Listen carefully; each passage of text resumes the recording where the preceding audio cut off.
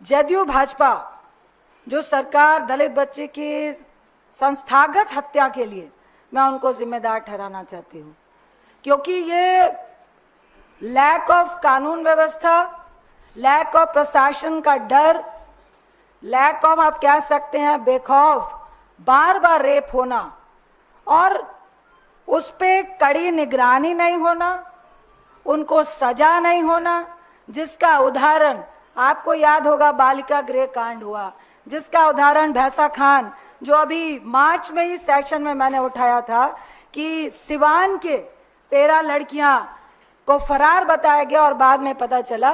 तो ये सरेआम इस तरह की घटनाएं हो रही हैं। एक तो सबसे बड़ी बात है कि इतने हैवानियत के बाद उसके बॉडी पे 20 जगह चाकू के निशान है। घटना के बाद जो हमारी महिला कांग्रेस की अध्यक्षता है वो उससे बच्ची से मिलने गई, 2 दिन उसको मुजफ्फरपुर के अस्पताल में रखा गया, उसकी हालात सुधर नहीं रही थी। तो स्वास्थ्य व्यवस्था की बातें जो लंबी लंबी होती हैं वो कहाँ पे है? जब कांग्रेस के वरिष्ठ नेताओं ने, वहां के लोकल नेताओं ने, इंक्लूडिंग हमारी महिला अध्यक्ष ने जब जाकर बच्ची से हालचाल पूछा और लगा प्रशासन को कि भाई पॉलिटिकल एक्टिविटी हो रही है, नहीं तो कहा जाता है कि आप रेप को पॉलिटिकल क्यों बना रहे हो, और जब तक पॉलिटिकल नहीं बने तो आप तो इलाज भी नहीं करते हो। मेरे पास कई ऐसे उदाहरण है बिहार के कि जब तक कोई नेता नहीं पहुंचे आप तो बच्ची की एफआईआर भी नहीं लेते हो। इसमें भी यही हुआ है, जब बच्ची का रेप हुआ और वो बच्ची घसीटते हुए वहां तक गई है जहां उसको पब्लिक देख पाए, एफआईआर करने जब गए हैं तो उल्टा एफआईआर छोड़िए प्रशासन ने उन्हीं लोगों पे लाठीचार्ज किया है। तो ये कहाँ का कानून है? कौन सी कानून व्यवस्था की बात करते हैं? जब उसकी हालत नाजुक हो रही थी तो मुजफ्फरपुर के अस्पताल ने उसको एम्स रेफर करने का जो कांग्रेस वालों ने भी प्रेशर दिया कि उसको बेहतर इलाज की जरूरत है, जो मुजफ्फरपुर के अस्पताल में जो क्रिश मेमोरियल अस्पताल है उसमें नहीं मिल रहा था।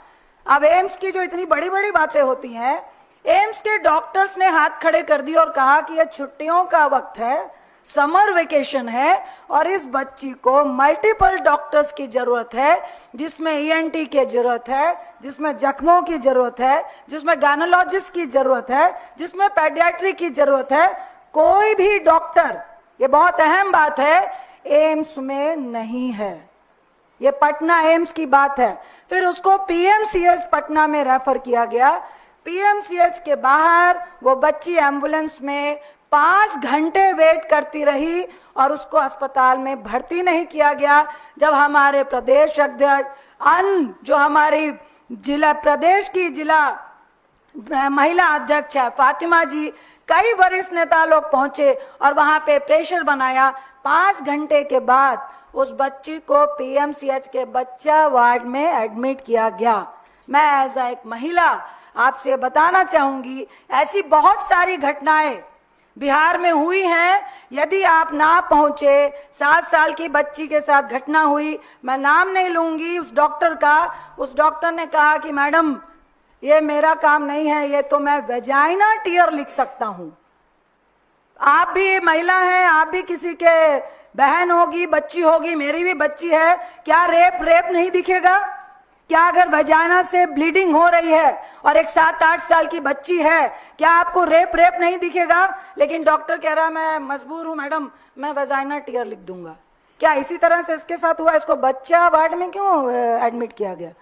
यह बलात्कार का केस है।